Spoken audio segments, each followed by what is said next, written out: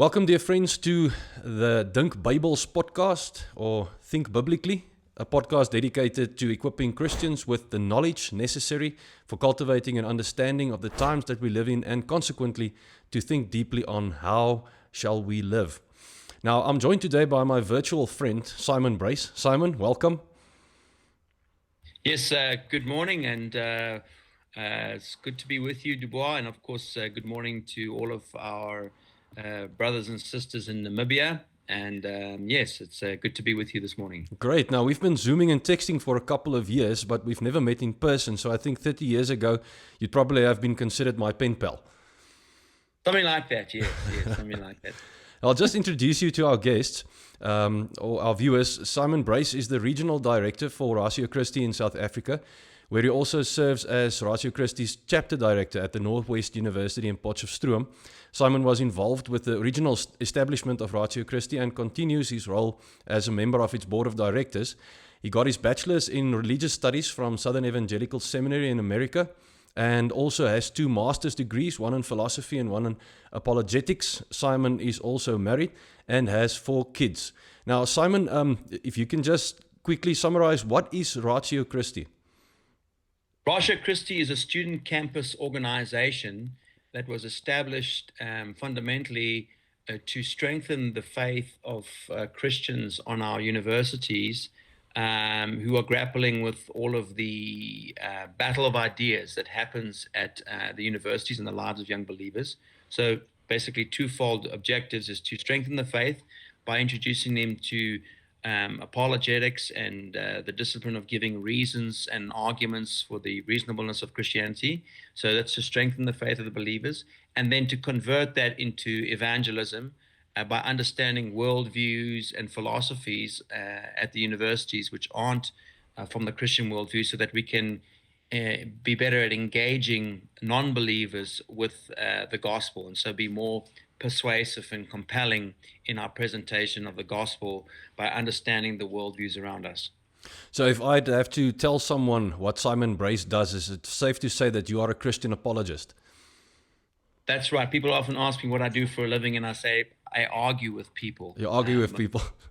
Yes, but for good reasons. We argue with them because we're trying to get them to truth, and we're trying to move them ultimately to the truth itself, which is in the person of Jesus Christ. So that's why we don't just argue with people for no good reason. I don't have time for that. I've got 5 kids. But we're trying to contend for the faith, as we see this in scriptures. We see Paul was put here for, in Philippians, he talks about, I'm put here for the defense and proclamation of the gospel. And we are in partnership with Paul in that we too are called to give a reason for the hope that is within us, 1 Peter 3:15. Yeah, so a lot of I think it's a fairly well-known apologist joke where they say, we're not apologizing for being Christians, we are making other people sorry that we are Christians. Yeah, something like that, yes. Yeah. Now, I'll just introduce the series and the topic. So the title of the series, and you mentioned that Ratio Christi is engaged in the battle of ideas, which slots in nicely with what we are busy with this series. The name of the series is Ideas Have Consequences, and I think that's something you have to deal with on a regular basis. Absolutely. When you're working in the universities, this is the central thing. Is the university is an institution which its central thing it's dealing with is ideas, and what are good ideas and bad ideas, and we are in that space, and we not only do we discuss the ideas, but we see the consequences of these ideas coming out of universities. In some cases, the consequences are good. In some cases, unfortunately, the consequences of some of the ideas are not just bad, they're a catastrophe. Yeah, so the reality is that some ideas have good consequences and some have bad ones. And in this series, we are investigating the big ideas that are currently shaping our culture from different societal spheres, the social, cultural, political, religious, economic, and also academic. You've put me in touch with a bunch of people that we're going to have coming up in this series. And then today's topic is cultural Marxism. Now, how would you define cultural Marxism, and what are its core principles? Okay, so cultural Marxism is fairly easy to define because the second word Marxism is a giveaway. So we'll start with that second term there. and what its core principles are. Well, of course, Marxism is the philosophy associated with the ideas of Karl Marx, and the outworking of that philosophy leads to, as it's exercised in a society, leads to communism. Ultimately, that's what they're aiming. They philosophically, Marxism has a philosophical heritage in that it basically is born out of German idealism coming down the philosophical tradition of Immanuel Kant, but particularly through the works of Hegel. And so Marx was a young Hegelian, and so that's where we find the foundation, philosophical foundation for Marxism. And its core principles are that it is stridently opposed to capitalism, because Marx believed that he had understood what is the cause for much of the oppression in society, in that he believed the oppression in society was as a result of um, tension between two groups of kinds of people, and he divided society up into two classes of individuals. So you were the bourgeois and the proletarians, and basically the bourgeois were the people who were controlling the means of production, and they were oppressing all of the workers who were the proletarians. And so he believed that this injustice arrangement was ultimately needed to be overthrown. And so when we get down to defining classical Marxism, the three core tenets of classical Marxism is no property, no title, and no profit, because these things provide occasions for people to create an unequal society. And Marxism is trying to bring about a radical kind of equality. And so that's what Marxism's central tenet is. Cultural Marxism is something that comes later down the years. Marx publishes, I think, the Communist Manifesto in 1844. And in about the 1920s, along comes some other Marxists in Europe, and they agreed that Marx was, for the most part, correct, but that his critique of society along the lines of economics and class needed to be broadened, and that all aspects of society, not just economically, but every aspect and dimension of society needed to be critiqued through a Marxist framework. And so cultural Marxism doesn't just critique people along the lines of their economic status, it critiques all aspects of culture, which the Marxists would argue has been shaped by a bourgeois mentality. So they critique concepts of family, concepts of sexuality, art, architecture, social behaviors, everything about society, everything about culture is critiqued through a Marxist framework. So it's an expansion, really, of Marx's original kind of thesis and a broadening of it. And the key person at the center of that movement would be Antonio Gramsci. I've got some of the books here. I might just show them for Yes. if people see this, but this is the book here. It's Gramsci's Prison Notebooks, and he's really considered by many to be the father of cultural Marxism. Yeah. So Marx basically divided society into oppressors and oppressed. That's And correct. Initially along economic lines, and then the cultural Marxist basically drew that conclusion to all spheres of life. So you basically in a cultural Marxist setting, I think we are also very used to language surrounding this idea that everybody is in some way oppressed or oppressing others, be it in terms of sex, in terms of gender, in terms of being able or disabled, stuff like that. That's right. So this comes later on. There's a development of this philosophy since Marx, and we see it going through people like Gramsci. Then we see this being critique of sexual concepts as well, particularly through the works of people like the Frankfurt School, and in the works of people like Horkheimer, Adorno, Marcuse, George Lukács, the Hungarian Marxist, and then this is applied, and then by the time we come to our contemporary arena now, we find that they have now laid out for us all the different categories of society along which we can then begin to critique contemporary views on things. So if you have a particular view, then they would say that's just your view.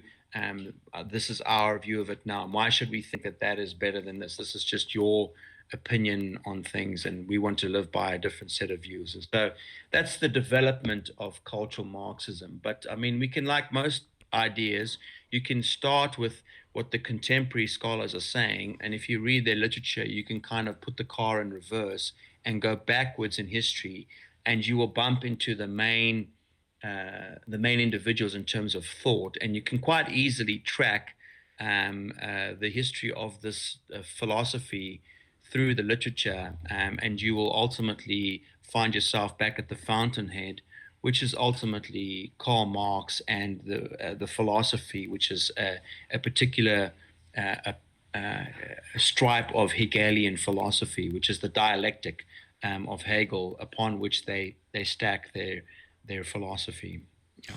So basically, with the addition of postmodern thought to this whole idea of being oppressed and being an oppressor, you also have oppression along the lines of who defines truth, Yeah. and this whole relativist, progressivist situation we find ourselves in the current time.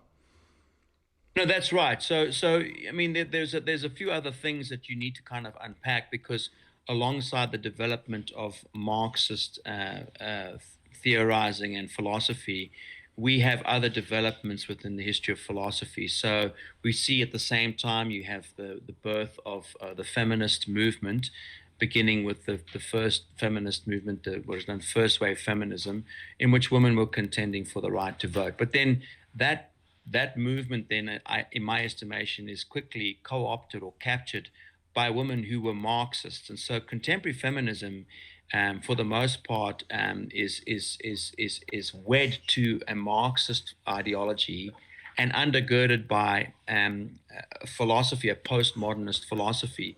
So in many respects, the philosophy which is driving our culture today in South Africa and many other nations of the world is a three-stranded rope, which is a combination of Marxist thinking with French existential, for the most part, postmodernist philosophy, around which is woven feminist ideas as well. And that's your kind of tripartite kind of philosophy, which you'll find if you read their literature. I mean, for example, whether you're reading people on critical race theory, you'll find that they're also consistently Marxist, but they're also feminists. If you read feminists, you'll find most of them are also Marxists, but they're also postmodernists. If you read most of your postmodernists, they're also Marxists, okay, and many of them are also feminists. And so you'll often find that. A classic example of that would be, for example, Ibram X. Kendi's book, How to Be an Anti-Racist. In this book, in which he's talking about the issue of race, he then goes through it and he weds himself or sees himself associated with fourth wave feminism and French existential theory. I mean, if you read Judith Butler as well, she says that her arguments, and this is kind of your fourth wave feminism on the discussion on gender, that her arguments presuppose much of what Michel Foucault said. There's your French existential postmodernist. And if you read Sophie Lewis, is another feminist as well, she's talking about the abolition of family. She will also stridently commit herself to a Marxist view of philosophy, and she drinks deeply from French theory, and she's got her own feminist spin on things as well. Yeah. So in the last couple of years, as I've been reading through, trying to understand the cultural Marxist movement or the social justice movement, that's how the conversation begins, you will see that these three philosophies are working together. And unfortunately, the bad news for South Africans is that our universities in South Africa are all pretty much have assumed this philosophy. What's worse is they're trying to pass it off as being a great process of decolonization, and it's anything but decolonization. But if you look at even a current curriculum within the social sciences departments at Northwest universities, and I've got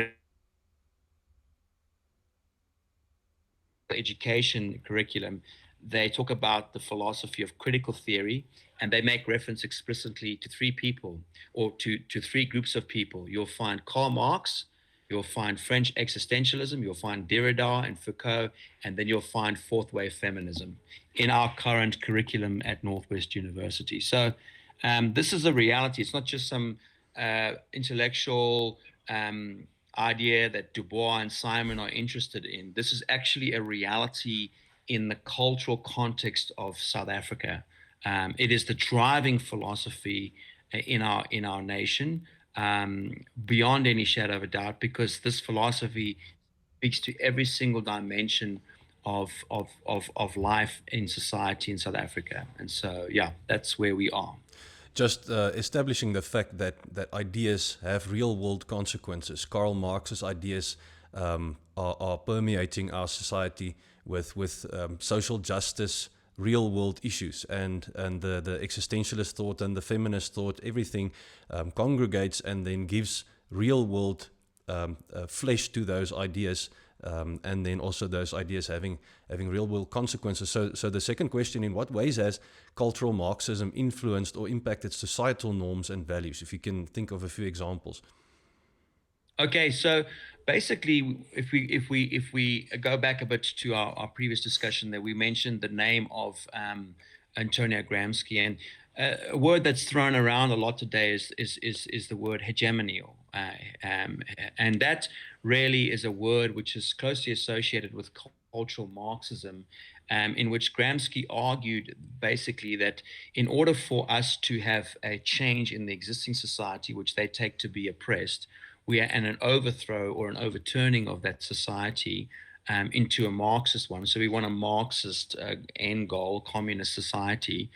We have to have a cultural revolution first. But in order to have a cultural revolution first, you've got to go upstream to the institutions, okay, that deal with ideas. Ideas have consequences. And society, the three institutions that deal with ideas in society is the education, particularly the universities, your religious institutions, in our case, for example, will be the church, and then also your family. These are your three main institutions which traffic in ideas. And whatever gets taught in those three institutions will affect all the other institutions in society: law, government, the corporate world, arts and entertainment. Everything else will simply reproduce what comes out of those three institutions. And so Gramsci understood well that what we've got to do is they've got to displace the existing hegemony, which was the existing or value system within these institutions, and displace those ideas with the Marxist ideas. And when you do that within those institutions, you will eventually see a shift from a bad hegemony, which is in his case a capitalist hegemony, to a free and liberated Marxist hegemony. And that's what's going on. Yeah. Yeah, sorry, I think was it him that wrote the book, The Long March Through the Institutions? No, the Long March Through the Institutions is a term that was coined by a German communist, by a student by the name of Rudi Dutschke, and which he basically argued in the 1960s during the 60s sexual revolution, that since communism is not going to be able to defeat the West and the capitalists through military conquest, the other way that you can win is to basically have a cultural Marxist revolution. A cultural revolution is that is you co-opt or you take over the institutions which produce the culture, and you displace the existing value system with your value system. And once you can do that, once you can, it's called entryism. If you can get into those institutions and take them over with your ideology at every level, then you ultimately are going to win. And this is what they've been doing since the 1960s, and they have been tremendously successful. And for those who are listening in, if you want to read a paper which basically lays this out, Herbert Marcuse's paper, which he published in the 1960s, called Repressive Tolerance, is basically the game plan of all that we're living in today. We're all living in the world of Herbert Marcuse. We have all been co-opted, our institutions and organizations have been taken over by this philosophy. It took them about 50 years, but they have been mightily successful. Now, it's important to note that it's not just Gramsci doing it. A very interesting work which I've come across recently and I'm reading now is Nietzsche's work on the Antichrist, which Nietzsche dies in 1900. And in this work, he calls for this overthrowing of the traditional values. Bearing in mind, Gramsci's an Italian, and so he's living in the 1920s. This is following the First World War. And he says he hears of the Russian Revolution happening in 1917 in Russia. And so a lot of Europeans, obviously, who were kind of depressed about the First World War, which was terrible, were looking, no doubt, to Europe to say, well, there's a new thing happening there. There's a new revolution there. Maybe the Russians are going to build a new society. And so there was a lot of optimism and enthusiasm for this now. And so then the European Marxists were asking, why isn't this thing unfolding in Europe?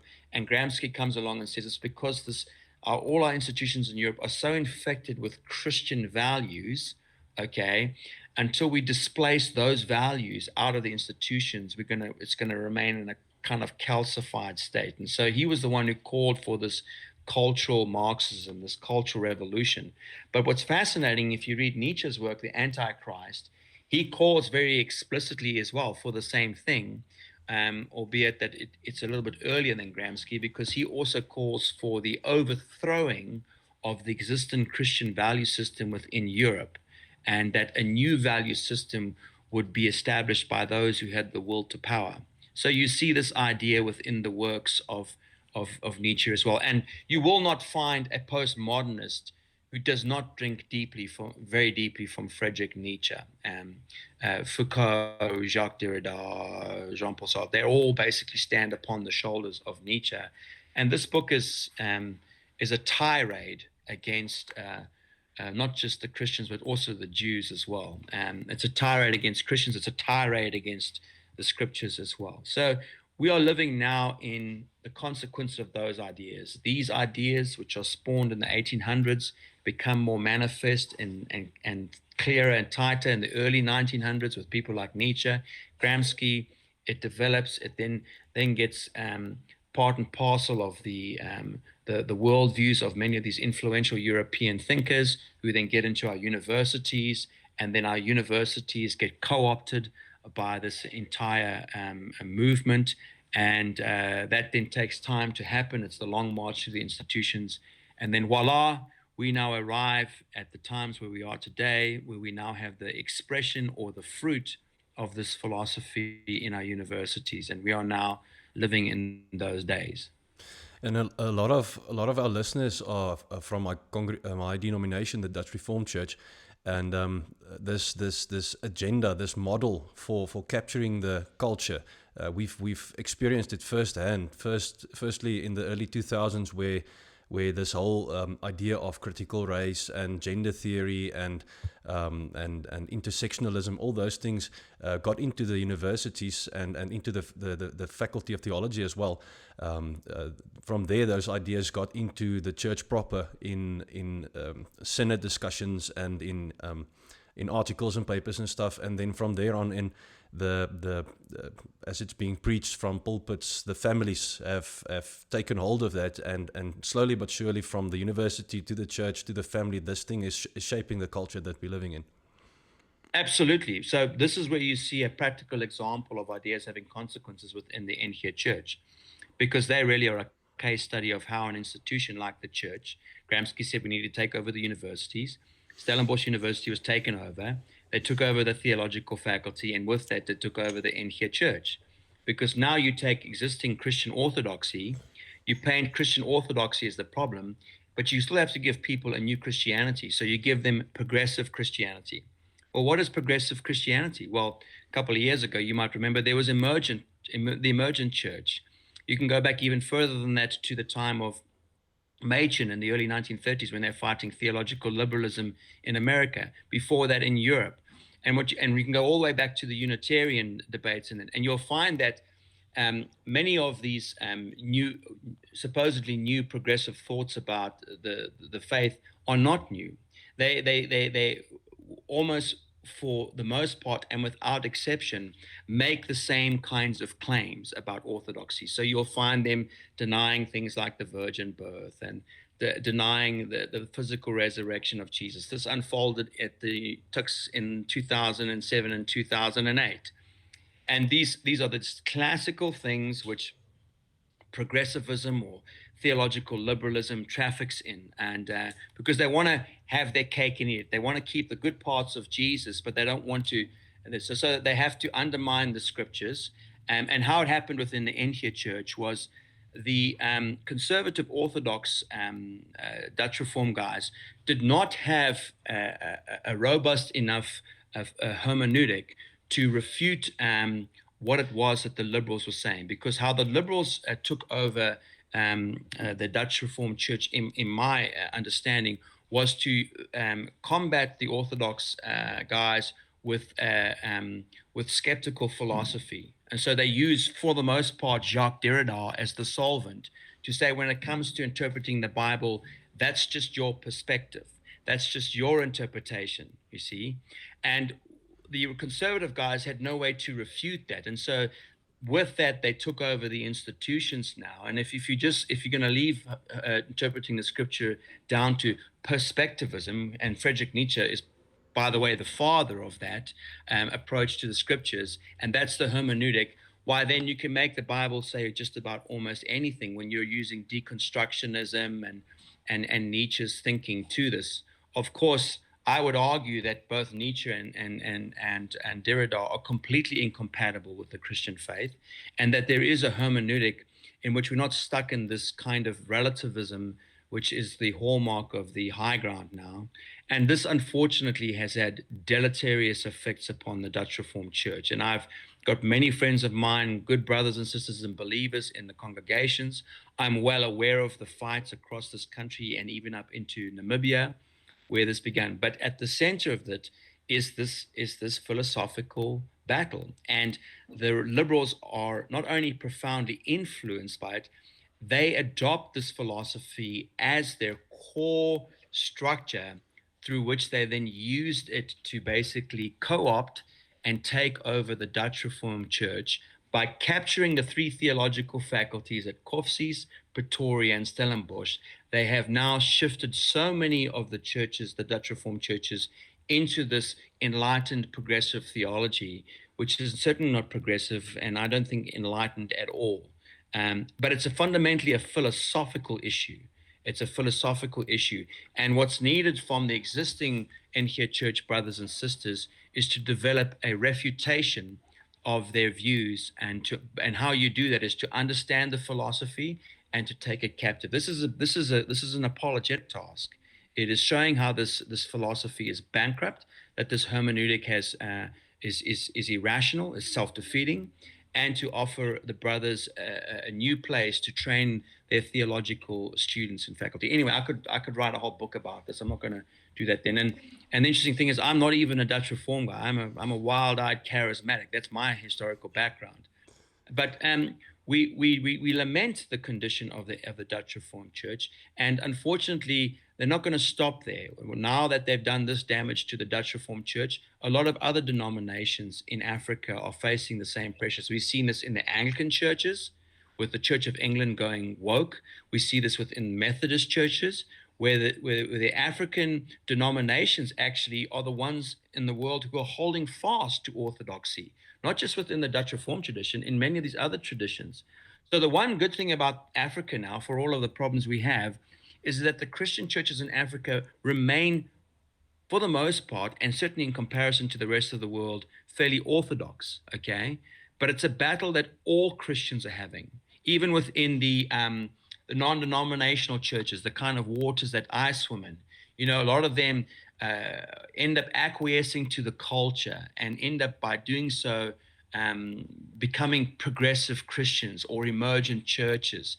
And this is just swimming in the same toxic waters. This is secular philosophy masquerading as being biblical, and it's not. It's a Trojan horse. That's what this thing is.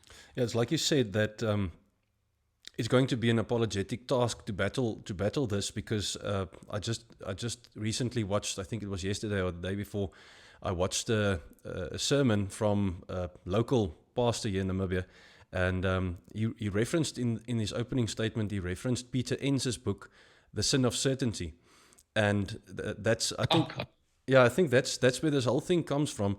Like you said, going back even to the early 1900s, and that liberal philosophy, that skeptical philosophy, and their arguments that, well, that's just your opinion, and that's just your interpretation, and are you sure that you are correct in the way you understand this or the way you interpret this? And there's another book that I got when I was still doing my master's, the Proper Doubt.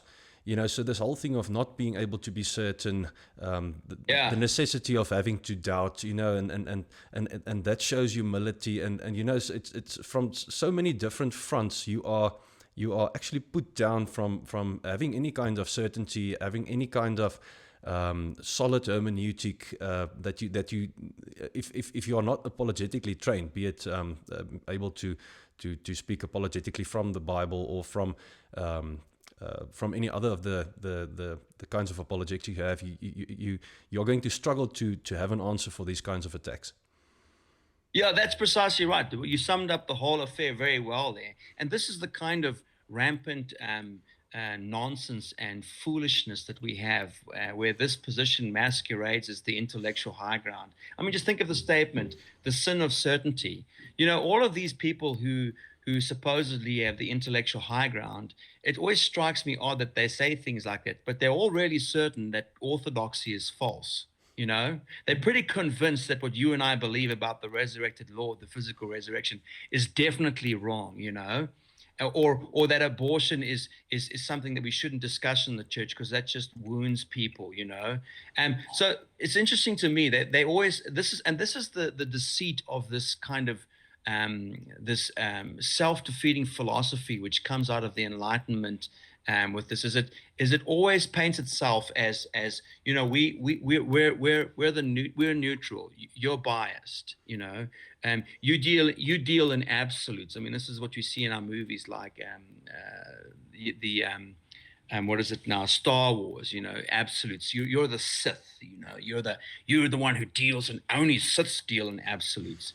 Of course, you want to ask these people, well, so do you. I mean, when you go to your oncologist, you want to know absolutely sure whether you have cancer or not. I mean, you pretty much operate on that basis when you go to the bank and you ask the bank teller, how much money do I have in my account? Absolutely, do I have 5 Rand in there or 5,000 Rand? So it's interesting how, and they deal with this in other disciplines like mathematics and all these other disciplines. So it's convenient. They always apply this philosophy to various aspects of society. Now, I'm not suggesting that in every single field we have certainty. I mean, that's just not how the world works. We are more certain in certain disciplines than others because of the nature of those disciplines. And that's not a fault of the discipline.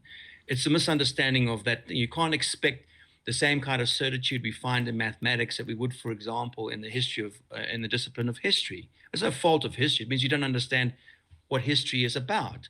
So, and nobody is in Christian faith is dealing with that kind of certitude anyway, because we're finite beings, we're finite knowers. Okay, but simply because we know finitely doesn't mean that we end up having to traffic in your kind of skepticism. And this is what's so subversive about this relativization of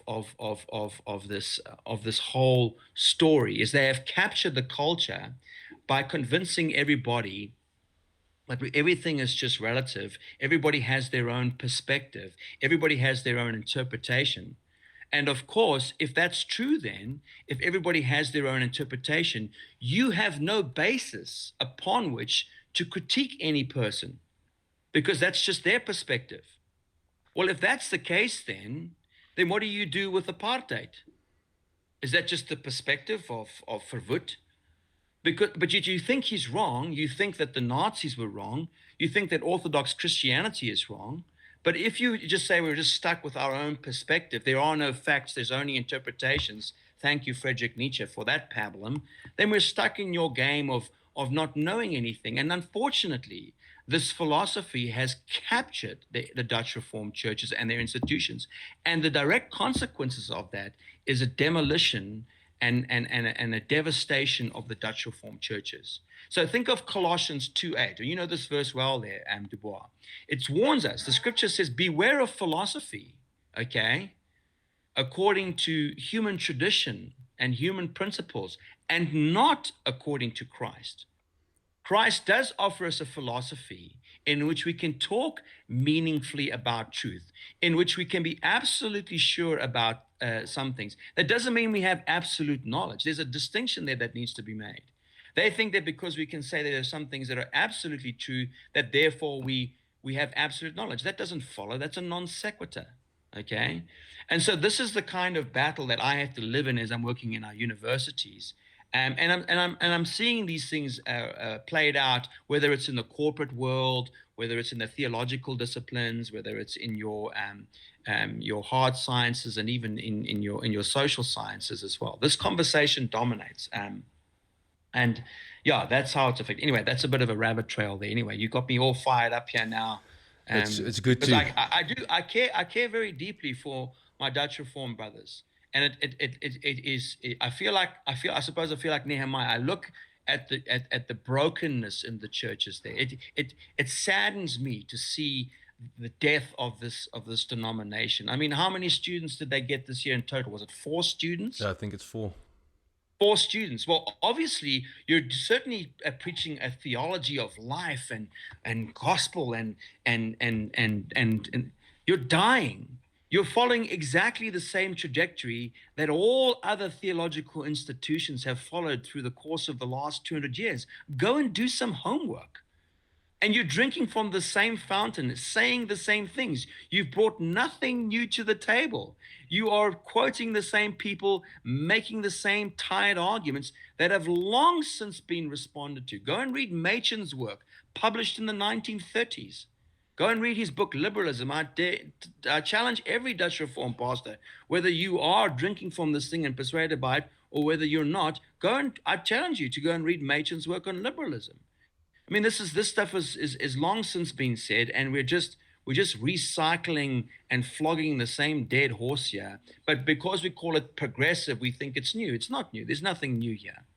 Yeah, I think the first time we deal with progressive ideas is in Genesis 3. You know, so it goes back to every time someone says, well, did God really say? You dabbling with progressivism, but it's right for you to get fired up about the situation in the Dutch Reformed Church, because all the kids growing up in the Dutch Reformed Church eventually go to end up maybe in Potchefstroom or somewhere. So we're actually creating a lot of trouble for you, having to deal with all the bad theology that comes out of the homes. Yes, and of course. I see that a lot of people think that by sending their kids to Northwest University, they send them there because historically it has a Christian tradition, which is true, and it's still conservative. It's fine. The Northwest University is woke. It's woke to the core. There's no difference philosophically from what's going on here than what's going on in Stellenbosch. And I can prove that. I can do that. I can do a whole lecture for you on this as well. I can prove it in the policy documentation of Northwest University, the most recent stuff, in their transformation documents, and I can see it most clearly evident, and where it matters most, in the curricula. Okay, and I've got curricula that I can prove and demonstrate that this is the case. So this is it's a serious problem. The theological faculty now, our Reformed brothers in the Reformed churches, they're hitting the road. They're on the road. They're out of here. Why are they out of here? Why are they leaving here? It's because Northwest University is woke. That's the bottom line. Yeah, and nobody's going to like to hear this, but that's the facts. This is the truth. Why are they leaving here? Why are they leaving Northwest? It was the Reform guys who started this university. Why are they hitting the road? Because this university has gone woke. And at the heart of wokeism, which is cultural Marxism, is a very clear mandate to be anti-Christian. And this is clear, as you said earlier on, in the intersectionality debate. They don't just say that we're opposed to people who disagree with us.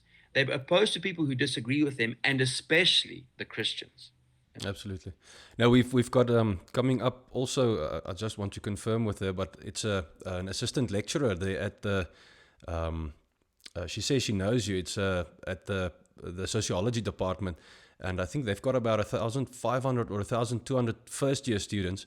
That she told me about how they are just being propagandized with this whole cultural Marxist philosophy. Absolutely. And she's actually been what the internet vernacular is. She's been red pilled. She actually felt the prompting of the spirit that something's not right with this whole philosophy. She said that she was very much on her way to becoming a hardcore feminist, and then suddenly she just realized, no, this is absolutely not what God intended and what the Bible teaches us. So maybe just to segue into the next question, how do you think cultural Marxism intersects with or diverges from traditional Christian values? And I think specifically in areas like identity and ethics. Well, I think if this answer is this is a pretty easy question to answer. Look, yeah, the basic framework of Marxism is to adopt and assume the Hegelian dialectic. Okay, so Marxism starts off by necessarily dividing people into two sides. It begins by the polarization because of the dialectic. Okay, so there's us versus you. There's bourgeoisie versus proletarian. Okay, so it necessarily assumes that. Okay, now in order for it to stand, you've got to have, and then of course, then what Marx does is he then turns resentment into a virtue, and he weaponizes this whole Hegelian framework, and that's when it gets really ugly, and that's when you end up with societal catastrophe. And if anybody wants to read a book that will shock you to your core, I challenge you to read this. It's called The Black Book of Communism, which is a chronicle of the glory and the joy of what communism has done to thousands and millions of people. It's one tragic story. You can read that, or you could even read Alexander Solzhenitsyn's The Gulag Archipelago as well, which is also a rather sad treatise, and very significant works, by the way, particularly Solzhenitsyn's work. So we've had this experiment run out. But coming back to this, Marxism polarizes people, and it says we're gonna defend the oppressed, and we're gonna deal with these bourgeoisie, these that. And so that's a fundamental ethic. It's fundamentally opposed to Christianity. Christianity very clearly makes one claim: we are all sinners. Everyone, rich, poor, um, athlete, non-athlete, male, female, all people, and that's the great leveler. It doesn't defer to one group of people. Marxism necessarily ends up deferring to a particular group. Classic Marxism would defer to the proletarians, okay? Your cultural Marxism has developed where it defers to people based upon their categories of intersectionality, which we might want to unpack for people there. This is your Patricia Hill Collins. This is your Kimberly Crenshaw kind of stuff, you know? So if you are white, cis, if you're normal male, biological male, heterosexual, you own stuff, you are a Christian. These are the categories of intersectionality. Then you are more oppressive than other people, able-bodied, you know, these kinds of things. Or an adult, you're oppressing the kids. So this is what you've got in that they've kind of expanded those categories of Marx.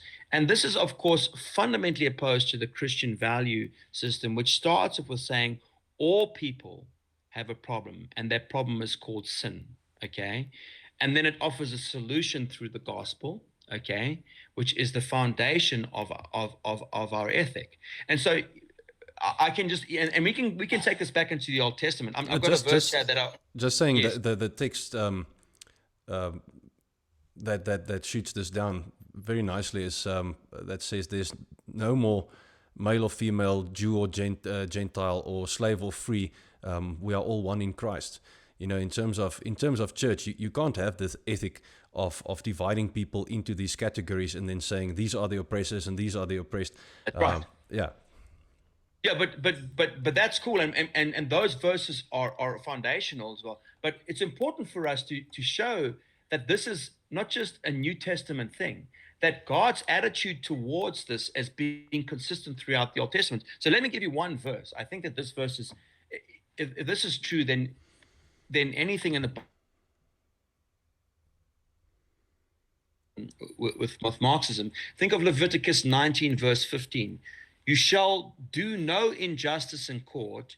You shall not be partial to the poor, nor defer to the great. Well, Marxism defers to the poor. Marxism defers to the proletarians. Cultural Marxism refers to the people who are not white, who are disabled, who are homosexual, who are not heterosexual. They are that you defer to them because they are the oppressed, and so therefore they have a higher moral status.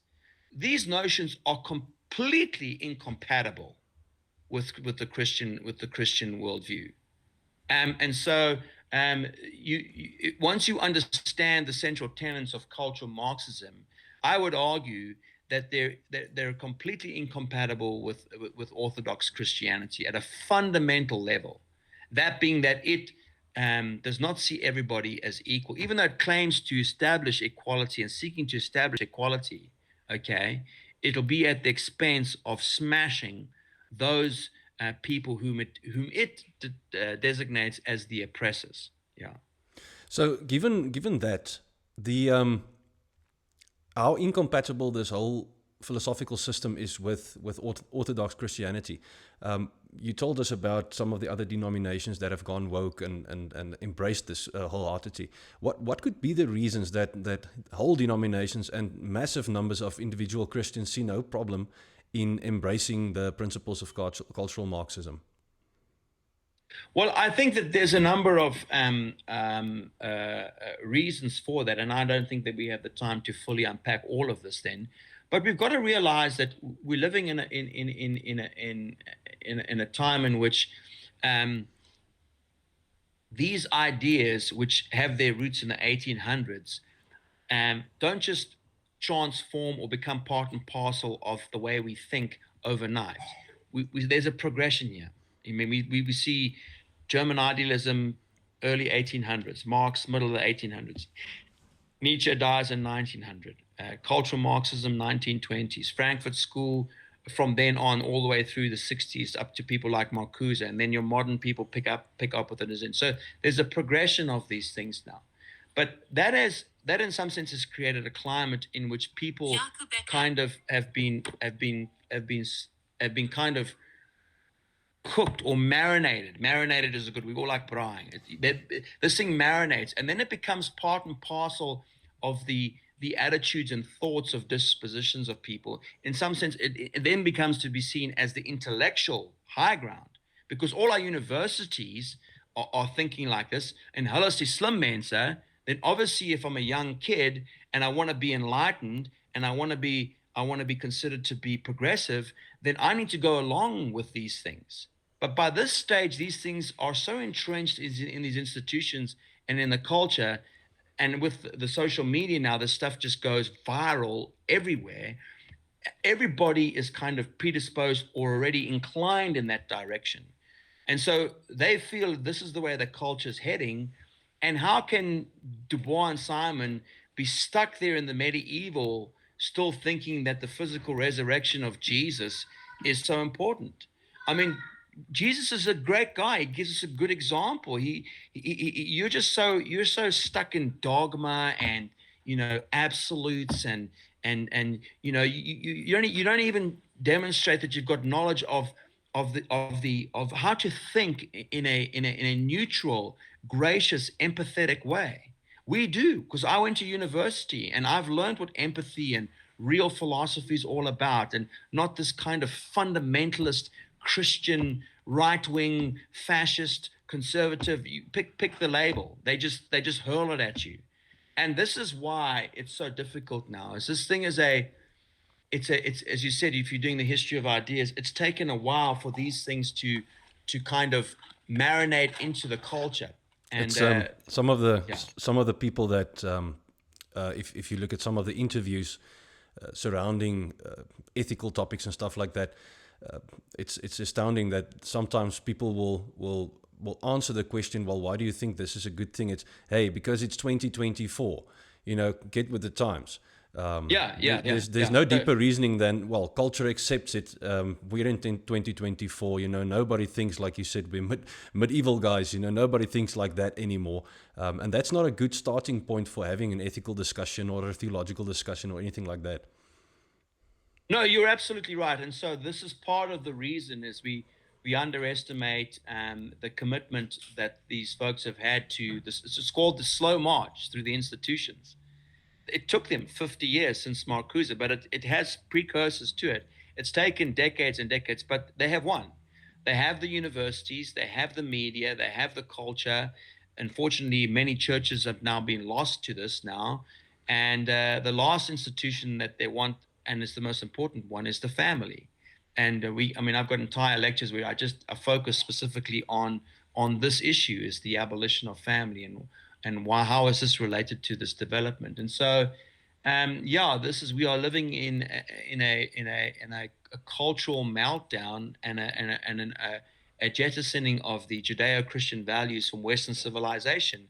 And the person who called for it was Friedrich Nietzsche in his book The Antichrist. I mean, it's explicit. If you're not convinced, just go and read the text yourself. That's what he's calling for. By the way, it's interesting. He sings the praises of Buddhism in the book, but rubbishes Christianity. Well, that's what people do today. You can say what you want about Christianity, but all those other religions out there, they're kind of like awesome. They've got something to offer us. Sam Harris is kind of nonsense, and other people, everybody's too afraid to say anything about the Muslims nowadays, so we kind of just keep quiet about them. But the East has got something going for it. But we all know that Christianity is definitely not the real thing. We kind of tied with it. It's stuck. We want some new kind of progressive way of seeing things. And this is very intoxicating to young people because it's also coming from our intellectual elites as well, And so when you're a young person, you don't want to be seen to be old and stodgy and kind of dumb and all the rest of it, and fundamentalistic in your thinking. You want to be progressive and radical and cool. And I've read Foucault and I've Derrida, and I understand Shulamith Firestone and Gail Rubin, and I've read Kimberly Crenshaw and Richard Rorty and whoever else are you reading in your contemporary. And unfortunately, this is the fight we're in.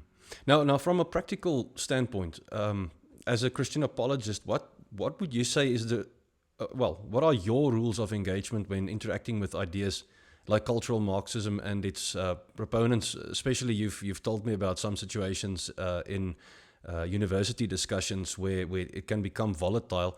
There's a lot of emotion attached to some of the topics that you can discuss when, especially surrounding sex and gender and stuff like that. What would you say is some good rules of engagement from a Christian standpoint? Okay, so there's a few things I can say to this. The first thing I said is to learn to ask one question. What do you mean by that?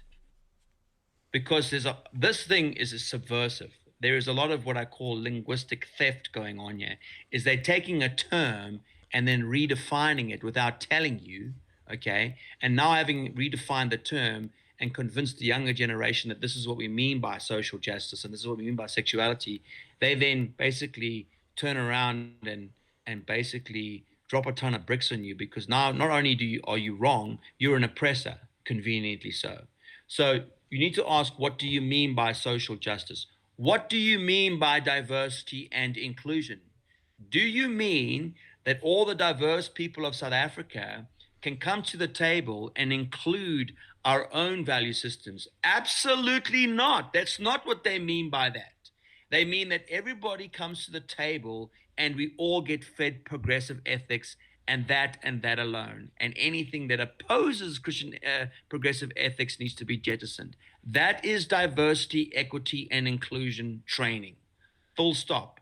And that's what all our corporate companies, including companies in Namibia, are trafficking in. I know this because I've got a friend of mine who's working for a big company there. And I was looking at their website and I'm like, these guys are drinking deeply of this diversity, equity, and inclusion nonsense. Because of course they have to get their ESG scores up and, to look like their corporate responsibility and all this other nonsense that they've passing off on you. So I think that what we've got to do is ask one question: what do you mean by that? Number two, we have to deal with the question of truth. The reason why they can present this argument is they often come into the conversation by assuming or imperializing over the conversation and saying that we just start with the assumption that truth cannot be known, that everybody's got their own perspective. That's just your interpretation. No, I deny that. If I accept that philosophy, then I accept your starting point and I'm stuck with your problems.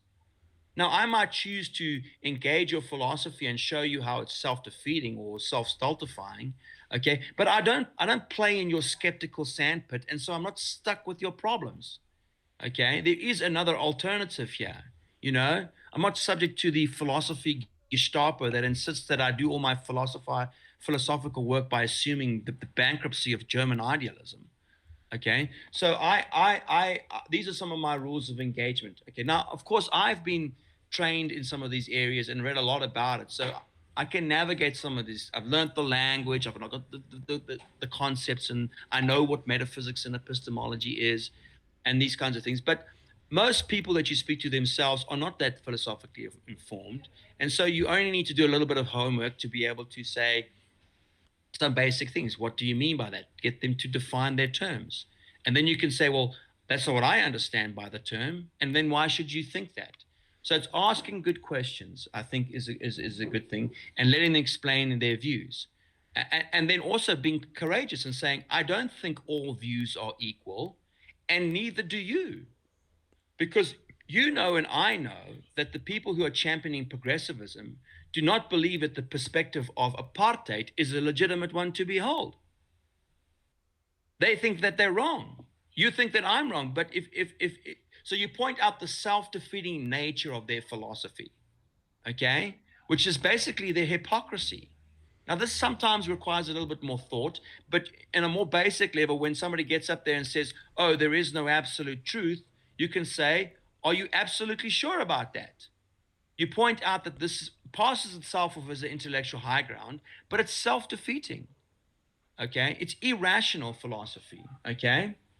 Then what we want to do is when we're interacting with people who are cultural Marxists, okay, many people who are cultural Marxists and are social justice warriors know nothing of their own philosophy. Most of them have never read the Communist Manifesto. Most people who are cultural Marxists are not anti-family. But yet, if you read the Communist Manifesto, it explicitly basically calls for the abolition of family, of the nuclear family. And so we need to do our homework in this respect as Christians, and we need to understand something of this philosophy and point it out to the people who believe it, that do you believe this? I think Do it you was. believe in the abolition of family? So that's another thing I do is you need to understand something of these philosophies, not because you approve of it, but because that way you can take it captive. Okay, so Christians are going to have to stop being lazy now and do some homework. You know, you need to know your scriptures fundamentally. First thing, know the scriptures. We don't know our scriptures well enough. Know what it is that you're defending. And then to understand something of worldviews and see how these things are incompatible with the Christian faith. Like we've been doing today, for example.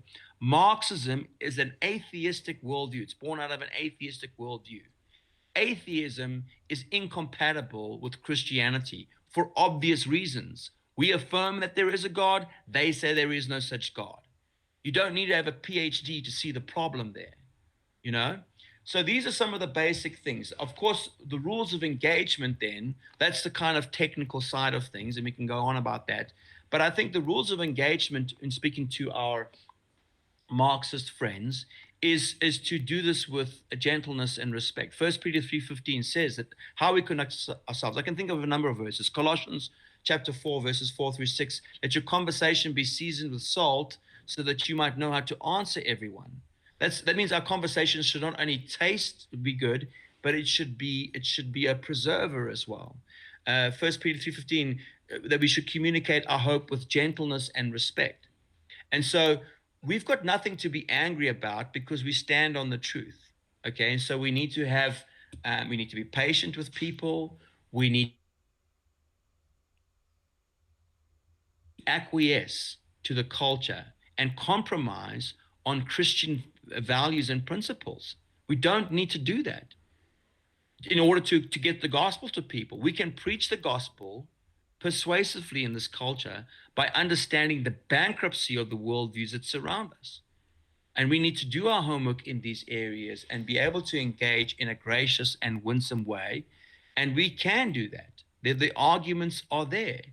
And so we're going to really, as a church, have to wake up. We need to start training people in the scriptures more vigorously. We need to start teaching a good theology. We need to start teaching worldviews and apologetics in our churches. It's not just a good idea, it's a biblical idea. Paul says this. In fact, think of the mandate given in Titus 1 to elders. Titus 1 verse 9, when speaking of the responsibilities of elders, overseers is the word, yeah. Any person who is in the church is going to be an overseer is required to do two things, is to encourage people through sound doctrine, that's the preaching of the gospel, and to refute those who oppose. That's the apologetic task. Our problem in our churches is we have some pastors who can preach a good sermon and do wonderful biblical exposition and all the rest of it. And I love that stuff. But there are very, very few pastors in our churches who know how to defend the very faith they're proclaiming. Paul knew how to do it. He says so in Philippians. He says that we share with him in his imprisonment, both in his imprisonment and in the defense and the proclamation of the gospel. Okay, and so Titus 1:9 ought to be the mandate of every single theological program serving the church, because that's what we're meant to do for our future leaders, is teach them how to encourage people through sound doctrine and to refute those who oppose. That's the apologetics task. And apologetics is taking captive an idea and making it obedient to Christ. 2 Corinthians 10:3-5 talks about that. Okay, Colossians 2:8, beware of philosophy that's not according to Christ. Well, what is the philosophy according to Christ? One in which we understand that there is truth, that the truth about reality can be known, and that, albeit that we don't have absolute knowledge, we're not stuck in this world of relativism, okay, where, oh, that's just your perspective. No, we don't believe that. Jesus said, I'm the way, the truth, and the life, okay? That's not a relativistic claim. Well, you can pick me, but you can pick other people. No, I am the way, the truth, and the life. That's how truth works. Truth by its very definition is exclusive. It's this and not that. It's tied to logic. It's undeniable. And we need to begin to understand that we have confidence on these issues, and then we can engage with our Marxist friends. My experience engaging with the cultural Marxist is I've been reading their literature, and I've in many cases I've read more than the people who champion these positions. I had this conversation here in Northwest University with some folks who are big LGBTQ fans, and as I engage them, I realized they haven't even read their own literature. They haven't read Gail Rubin. They haven't read Judith Butler. They've heard of her, maybe dabbled with one or two of her ideas. They haven't read Shulamith Firestone. I've taken the time to read that stuff, and so I'm familiar with the arguments, and so I'm not afraid to have those conversations. So I find myself in Acts 17, for example, when Paul is engaging with the Epicurean and Stoic philosophers as he's dealing with these pagans. He even quotes from a poet, Aratus. He says, as even some of your own poets have said. So here he is taking these pagan thinkers and using them to make his case for the cogency and the superiority of the Christian worldview. So when I'm engaging people who have a different worldviews, I want to know something of their worldview. So when I try to take their idea captive, I can say, as even some of your own poets have said, you know? And this is, I think, is very powerful because it empowers our evangelism. We become far more compelling and persuasive if we know something of the very philosophies with which we disagree. But that requires homework. It requires us to enlarge in our minds. And a lot of Christians, unfortunately, have become intellectually lazy. And they're trying to get away from this by saying, well, this isn't important. All you need is a relationship with Jesus. That's just nonsense. That anti-intellectual disposition is unbiblical. We're called to have the mind of Christ. Jesus is not some dumb guy out there who's just got a big heart, you go and listen to Jesus's discourses. He's engaging from every level of society, from the prostitutes to the leaders, and he engages them in rich discourse. The Pharisees, the top thinkers of the day, and he's engaging them with argumentation, and he's refuting them. And if we're to follow Jesus' example, then we also must understand who are the movers and shakers in our world. And I'm not suggesting that everybody is at that level, because your friend next door, neighbor next door is not going to be like that.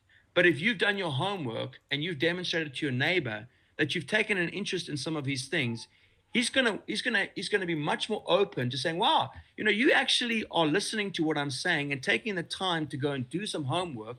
And I appreciate that. We might still disagree, but I will submit to you that Christians who take the time to do this will find their evangelistic conversations transformed, because they've taken the time to show an interest in what these people believe and why they believe it. It doesn't mean I agree with them. It just means I've dignified them in some way by showing them that I've made an effort to understand why they believe one thing as opposed to another. We're having a preaching on, I don't know if you've read Tom Gilson's book, Too Good to Be False, but the topic for Sunday is the surpassing brilliance of Jesus. And I think I'm gonna quote you. Jesus isn't just some dumb guy with a big heart, So that's thanks for that sermon fodder. And then also a nice resource I think on this topic is in rules of engagement is Greg Kouk's Tactics. Yeah. Where he basically says the same thing. You put the burden of proof on the other person, asking them, well, what do you believe when you say these things? Because I think a lot of these people coming out of universities, like you said, being marinated in the culture, they've been propagandized without knowing. They know the slogans, they know the pithy sayings, but they don't know why. They haven't read the literature. And then forcing them basically to be consistent in what they say, and I think having those conversations, asking the good questions, in the book Tactics, Greg shows how that's actually helped people get out of these ideas that they have just assimilated in an uncritical fashion. No, that's right. I've got actually the book here, Tactics, right? It stays on my shelf for that good reason. So in terms of the practicalities of conversations with people, I highly commend this, because it kind of helps you to navigate conversations that you're going to have with people. And often it's just by learning to ask good questions, and then being prepared to learn. And then from there, you can go and do your homework and that. So it's a wonderful resource. We teach this to a lot of our students as well. That's a good resource as well. And then I think if the people who are listening and are interested, I do have some other recommendations for folks as well, if that's something that people might be interested in the subject of cultural Marxism and social justice specifically, that I think have helped me. I mean, one of the things that we do, Yang, because you and I have become friends over the years, is we've often been saying, here's a good book, here's somebody who's done their homework, and it's been really helpful. And we can help each other by encouraging one another, by opening us up to good resources where somebody's gone and spent a long time doing all the hard work, so that you and I don't have to work as hard. But we've got to still do a little bit ourselves. We've got to at least read that book, you know what I mean, and be disciplined to do that. And that's basically my life. Is I've got a lot of books now, which I'm trying to read, so that I can better prepare myself for the conversations that I have with folks, the people that the Lord puts in my path, So if someone wants to get in contact with you, where can they find you? We have a website, ratiochristi.co.za, to which you can go, and our details are there. You can email us, and I think our contact numbers are there. Of course, if they know you, you can give them my information as well. That's a place to go. We also have a YouTube channel where people can go as well. So what we have on there is a lot of resources that people can avail themselves of. That's interviews with scholars on many topics. Our website has a lot of articles on it. For this particular talk that we've done this morning, I would commend them to go and read the article by Dr. Tom Howe on postmodernism. Okay, because we've got on our website, we have got some free articles. but we also have some free resources. We have a free ebook specifically on critical theory and social justice, written by some of our Russia Christi things scholars. Sorry, not our scholars. That is going to be. Oh gosh, I'm having a geriatric moment now. You'll find it on the website now. That article on social justice and critical theory. So that's a good starting point to help you begin to understand the times in which we find ourselves. And then from there, there's more. The author is Neil Shenvi, and Neil Shenvi and Patrick Sawyer. They've recently published their kind of magnum opus on this topic, which you can go and see as well. They're part of our Russia Christi team in the US. They're very helpful. But there are other tremendous resources out there for folks to consult that are very helpful.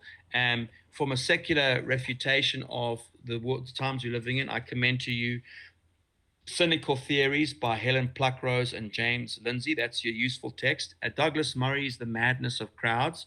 I don't agree with everything that Murray and the others say, but I did learn a tremendous amount from reading some of these secular folks who critique this philosophy.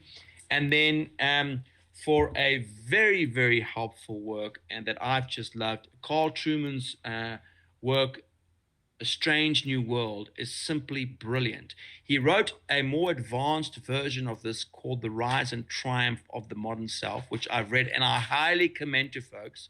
It is quite deep and it might bury you philosophically. So if you happen across that and it kind of buries you, don't give up. Get this other book, which he wrote, because they needed to break it down for folks. It's called Strange New World by Carl R. Trueman. I highly commend that.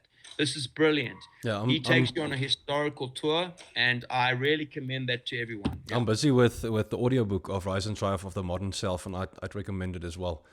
Yeah. Yes, excellent. And then another one that I recently read, which was kind of a refutation of critical race theory, was from Edward Fazer. Edward Fazer is a Catholic scholar. It's called All One in Christ, okay?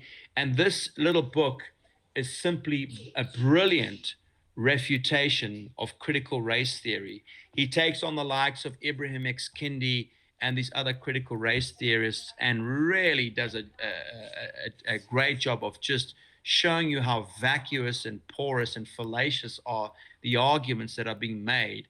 And what's worse is these arguments are being passed off as the intellectual high ground. So that's some of the stuff I've read in recent times, and there is other stuff out there, but these are the things I can kind of vouch for because I've grappled with them myself, you know.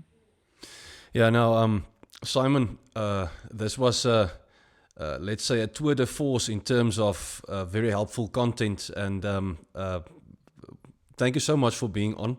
And hopefully, in some of the later topics, we can get you back on here. But all the best and God's blessings for the wonderful work you're busy with, and especially with empowering Christians and engaging people in culture to show how this ideas that we have come up against just really doesn't hold any water. Thank you. No, thank you very much, Dubois. I really appreciate this opportunity, and for everybody who's listening, and I want to encourage you as brothers and sisters in Christ to not be fearful in the times that we live in, but rather to turn to the Word and to dive into the Word of God, and not to be afraid of these worldviews. And how we do that is we study them. And when you study them, you'll see that they're bankrupt. They've got nothing. They've got no hope to offer people. We shouldn't be afraid of them, but we will need to do our homework. And so I want to encourage everybody who's listened in to get out there and get your pen and paper and get your books and cancel other things in your life, because this is more important. People need to start doing an inventory and prioritizing the kingdom of God. There's nothing more important to the Christian than the will of the Lord, and He's given us a mandate and a great commission and a building of the kingdom. And nothing is going to be more fulfilling to any believer than participating in the work of our Lord. There's nothing more exciting, more challenging, and more fulfilling. And so I want to challenge people to stop and take a moment to think about your life. Think about what you're the collections of nothingness that amount to nothingness, or are we involved in the kind of work which will have eternal consequences? We all need to do that. And so I encourage the brothers and sisters also to pray for the Enhia Church and to pray for all the churches in Africa, to pray that God would raise up within the African continent a compelling Christian witness in which we make a clear appeal of the gospel from the Africa to the rest of the world. That's what I'm praying for is revival and salvation in Africa, that we become the beacon of hope in the globe. And I'd love to see the Lord do that, Corinthians, to take the things that are not. And that's what I'm praying for. And like I said to you, if ever there's ways I can help our brothers and sisters in Namibia, and we've got some good folks down here, and we can organize it, we can maybe come and do an event there and pray together and share the information that we're learning to encourage you, we would always be open to that. Yeah, we'll definitely try to make that happen. Thanks, Simon. God bless. Thank you so much. God bless you. Thank you so much.